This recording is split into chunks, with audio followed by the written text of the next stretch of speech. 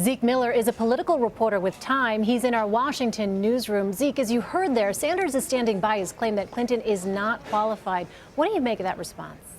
You know, that's Sanders doubling down, which is an interesting move given how many people in the Democratic Party rejected what he said today, how many critics came out from both the Clinton campaign as well as some unaligned folks within the Democratic Party who said that maybe that wasn't the best tactic. If you look at polling in the Democratic Party, most people, they think Hillary Clinton is qualified. They may not trust her. They may not think she has the best policy proposals for the Democratic Party, but they don't question her baseline qualifications. So it's interesting to see him double down like that. Yeah, and Zeke, we can already imagine that the Sanders soundbite that Clinton isn't qualified having a long life after the primary ends. I mean, it basically sounds like Sanders handed an attack ad over to the Republicans.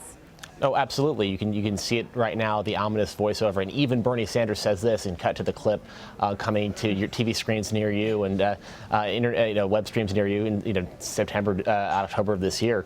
This is a gift from Bernie Sanders to the Republicans, certainly damaging to Hillary Clinton, the front runner for the nomination, probably prohibitive front runner at this point. It's very hard for him to catch up. And here, he's at this point, it seems he's throwing the kitchen sink at her, seeing what sticks, maybe what won't work, because he doesn't really have a ton left to lose. Yeah, I mean, how do you see it, Zeke? Is it really that the tone and tenor has gone sour of the Democratic race here? It's certainly more sour than it's been in the past, but by the standards of the Republican primary races here, as Bernie Sanders was noting in that interview, this is nothing really to sort of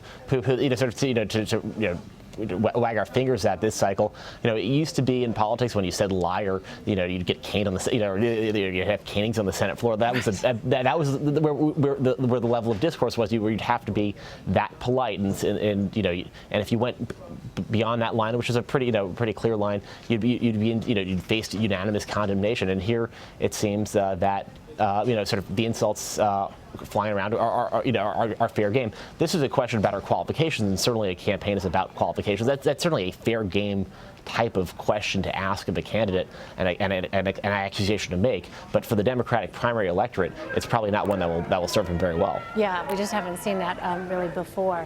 All right, let's talk about the Republicans. Donald Trump formalized Paul Manafort's role in the campaign Thursday. His title is convention manager, but his duties sound a lot like campaign manager. What do you make of that?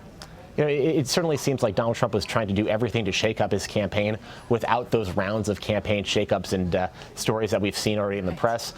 He got everything but the title control.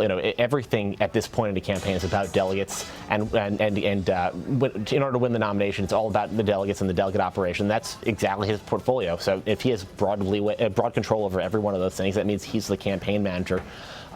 Certainly, Donald Trump runs there are circles around him. Corey Lewandowski remains very central to that, and he still will have the ear of the candidate. But it will be interesting to see, and that will be the big test going forward. There have been some squabbles between Lewandowski and Manafort in the past couple of weeks. If this will set some of that straight, or if this sort of drama will continue within the Trump campaign in the weeks and months ahead. All right, Zeke Miller, thank you so much. Appreciate it. Thanks for having me.